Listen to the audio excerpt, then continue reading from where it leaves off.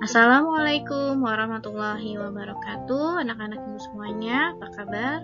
Semoga anak ibu selalu dalam keadaan sehat ya nak. Baik, kita akan masuk pembelajaran hari ini. Masih di tema 6, subtema 2, dengan muatan pelajaran hari ini adalah SPDP. Materi kali ini yaitu tentang tari daerah. Sebelumnya, waktu tema-tema sebelumnya, anak ibu pernah mempelajari tentang tari daerah dan gerakannya. Untuk hari ini, ibu akan membahas tentang tari daerah, asalnya dan juga sejarahnya, dan ada beberapa juga ditambahkan tentang gerakan. Anak ibu simak baik-baik ya. Nah, anak ibu perhatikan itu adalah gambar tari piring. Ya, tari piring berasal dari mana? Yaitu berasal dari Sumatera Barat. Pasti anak ibu sudah pada tahu ya. Kemudian, tari piring ini awalnya adalah sebuah ritual ucapan rasa syukur masyarakat kepada para dewa setelah memperoleh hasil panen yang sangat melimpah. Namun, setelah datangnya Islam di daerah ini, tradisi tari piring yang digunakan untuk ritual sudah tidak lagi dilakukan. Namun, tari piring ini masih tetap dilestarikan untuk sarana hiburan bagi masyarakat setempat. Biasanya, tarian ini ditontonkan pada acara-acara keramaian atau adat. Nah, untuk gerakan tari piring secara keseluruhan yaitu menceritakan tentang tahapan kegiatan dalam budidaya tanaman padi yang menjadi mata pencaharian masyarakat adat Minang tempo dulu.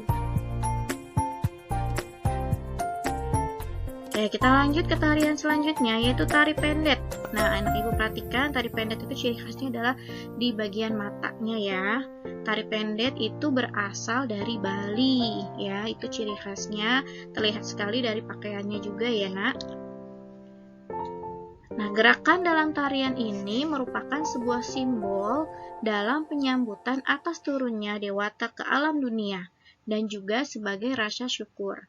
Namun, seiring perkembangan zaman, beberapa seniman Bali mengubah budaya ini menjadi tarian ucapan selamat datang.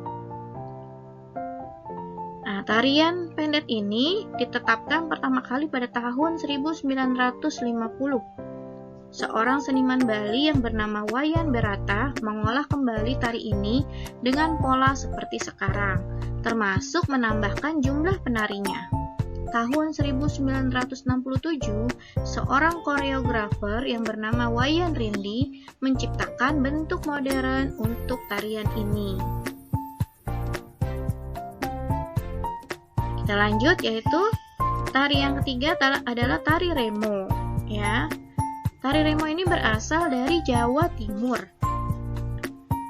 Tari remo dikenal dengan beberapa nama. Di antaranya ada disebut juga tari remang, ngerema, dan tari ludruk.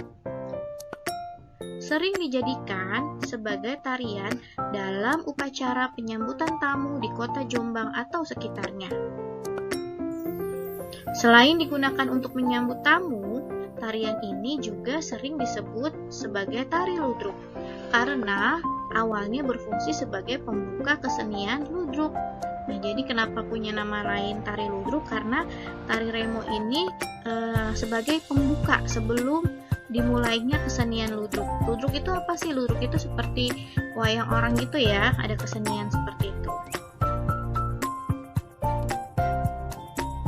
Nah, selanjutnya adalah tari saman. Nah, tari saman ini sudah tidak asing lagi. Pasti anak ibu sudah tahu asal daerahnya yaitu dari Aceh ya nak.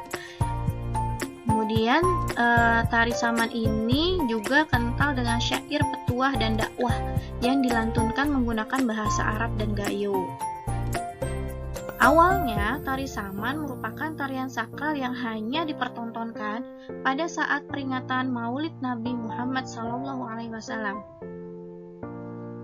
Namun kini, tarian saman ini menjadi tarian penyambutan tamu-tamu terhormat antar kabupaten maupun tamu negara pada saat pembukaan festival maupun seremonial kenegaraan lainnya. Ya.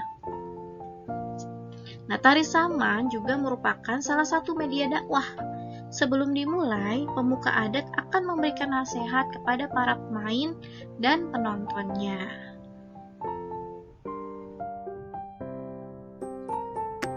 Oke, kita lanjutkan yaitu tari Sajojo, yaitu berasal dari Papua ya nak.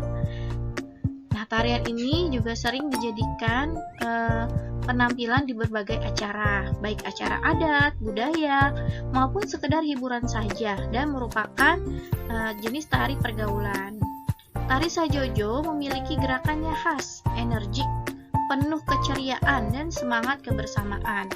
Dengan gerakan yang cukup mudah untuk diikuti, tarian ini dapat dibawakan oleh siapa saja, baik pria maupun wanita, tua maupun muda. Selanjutnya adalah tari Serimpi yang berasal dari Yogyakarta dan Jawa Tengah. Ditarikan oleh 4-5 penari wanita cantik dan anggun. Tarian ini menggambarkan kesopanan dan kelemah lembutan yang ditunjukkan dari gerakan yang pelan dan lembut oleh para penarinya.